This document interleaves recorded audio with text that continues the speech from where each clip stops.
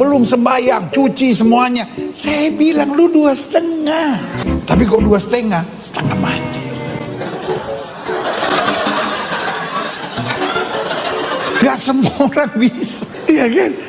Kaki mesti dilipat, ayah. Tapi ya udahlah 2,5. Nah, kalau pendeta Gilbert menyinggung tentang membersihkan diri gitu kan, pakai air dan sebagainya, gitu ya. Nah itu di Islam disebut dengan wudhu. Sebelum sembahyang, cuci semuanya. Saya bilang lu 2,5. Gue 10%, bukan berarti gue jorok. Disucikan oleh darah Yesus, ya kan? Tapi kok 2,5? Setengah mati.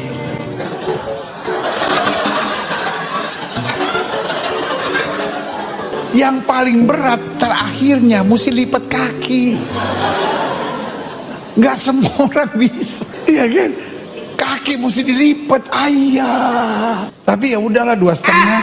هذا بلاغ للناس ولينذروا به وليعلموا أنما هو إله واحد وليذكر أولو الألباب. Lalu menariknya, setelah paham waktunya dan mengerti kondisi kita dalam bertuhan itu, dijelaskan caranya. Begini caranya. Dari mulai menyiapkan diri, apa yang disebut dengan berwudu itu, ya kan? Nah, kalau pendeta Gilbert menyinggung tentang membersihkan diri, gitu kan? Pakai air dan sebagainya, gitu ya. Nah, itu di Islam disebut dengan wudu. Tapi dia punya landasan teologisnya dalam bentuk pengetahuan, ada dalilnya. Ya, jadi di Islam tuh menariknya, apa sih yang menjadikan kita mesti melakukan ini? Landasannya apa? Oh, perintah Tuhan. Di mana perintah Tuhannya? Di Al-Quran. Surah keberapa? Surah ke-5 Al-Ma'idah. Ayat berapa? Ayat ke-6. Apa detailnya? Begini. Prakteknya bagaimana? Lihat Nabi mencontohkan. Nabi Muhammad merinci, begini cara wudhu yang baik. Kan? Dari mulai berniat, ya, kemudian mencuci tangan, sampai terus kita sempurnakan sampai ke ujung kaki. Dijelaskan maknanya. Kenapa disebut wudhu?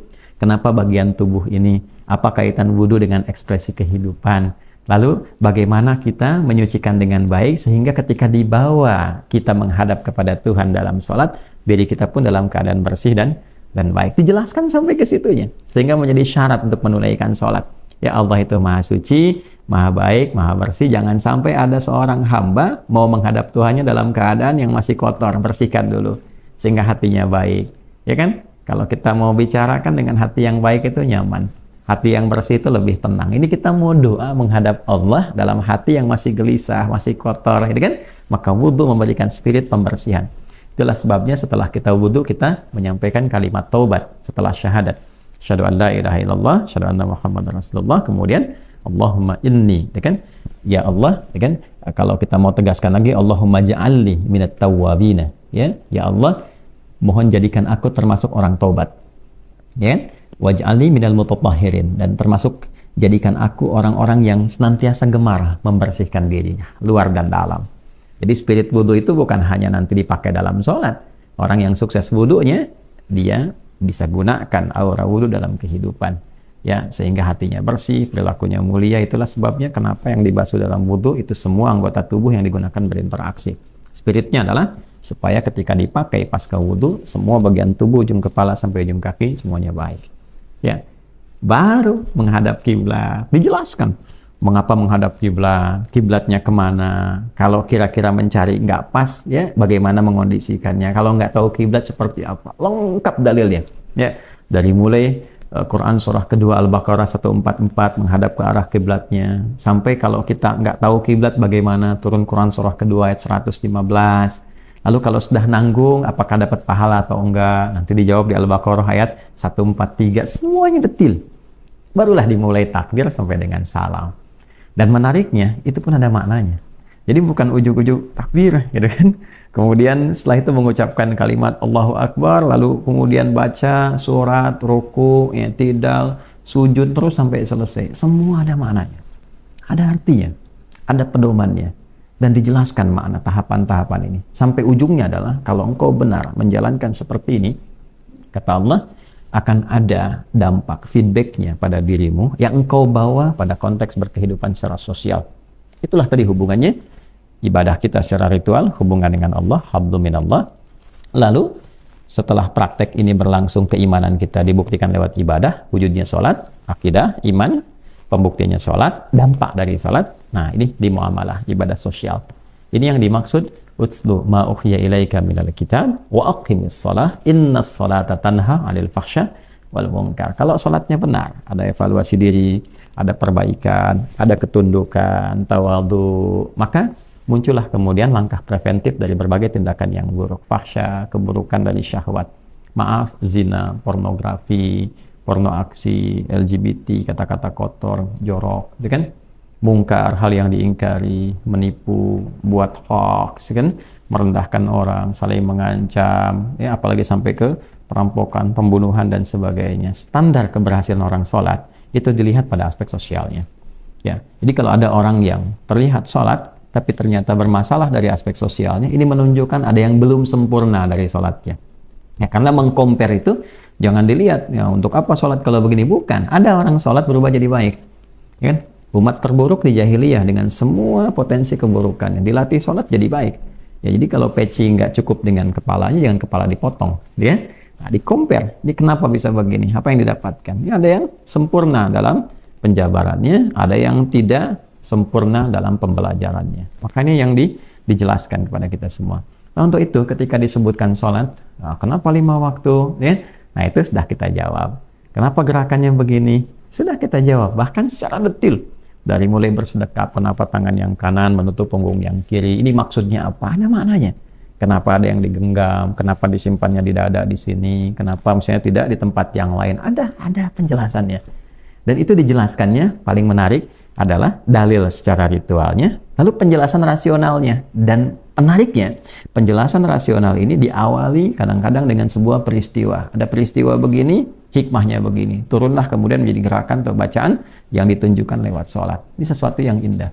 Ya, yang kesimpulannya adalah mustahil ada manusia yang bisa berkreasi merangkai semua gerakan dan bacaan. Ini sangat mustahil. Ya, ini menunjukkan bahwa ini satu kebenaran yang bersumber dari Tuhan. Ya, bagaimana dalilnya bisa dilacak, referensinya ditemukan, kemudian juga contohnya bisa kita temukan, situsnya masih ada sampai dengan sekarang, ya kan? Dan ini yang paling menarik, semua praktiknya seragam, semua ke bumi. Ya, jadi tidak ada misalnya begini, di Arab orang sholat pakai bahasa Arab, lalu di Amerika pakai bahasa Inggris, di Indonesia pakai bahasa Indonesia, atau di daerah pakai bahasa daerah, itu nggak ada. Ya, jadi kalau ada satu hal yang di setiap tempat itu dipraktekkan dengan cara yang beda-beda, ini menunjukkan tanda awal bahwa itu kreasi manusia. Ya, karena manusia itu punya satu ciri khas, ya, ciri khas tertentu. Di antara ciri khasnya adalah karya-karya manusia itu selalu memerlukan adaptasi. Ya, bikin novel bagus kan diterjemahkan.